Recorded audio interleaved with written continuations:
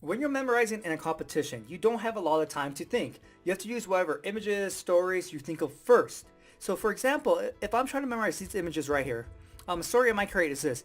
I see this fan, and this fan is trapping up this shark, and this shark is bleeding a whole bunch of music notes, and this bear comes along and eats a music note. Okay? Now, if I had more time, I probably wouldn't have created that story. But since there's all these other images I need to memorize, I can't spend 20 seconds on this set of images. Just not enough time to do it. It's a waste of time if I do. And so I have to use whatever comes to mind first.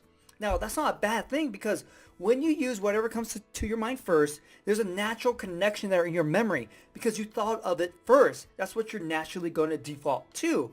Because if you try to force an image, force a story, you have to artificially create that connection in your memory. And so it's not as strong as something that you naturally think of.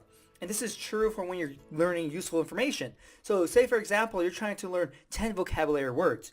And so you got one vocabulary word down because you came up with these perfect images, these perfect stories, and maybe it took you 5 minutes to learn one vocabulary word.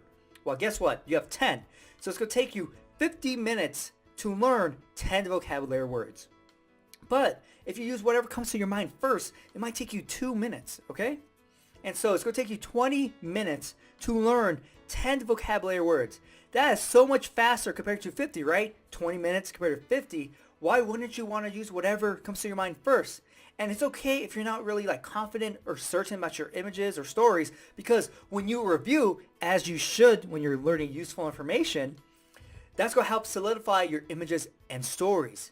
And so it's okay that they're not perfect, that they're not ideal. Your whatever you use that comes to your mind first, plus reviewing, boom, is going to supersede any perfect or ideal images and stories. Believe me. And so, yeah, so have confidence in what you come up with. Your brain thought of it for some reason, so it's naturally, there's a natural connection, but something's there already, right? You thought of it, so we're not just roll with it and make it a lot easier. Use that to your advantage. So hopefully you enjoyed this video, and I'll see you next time.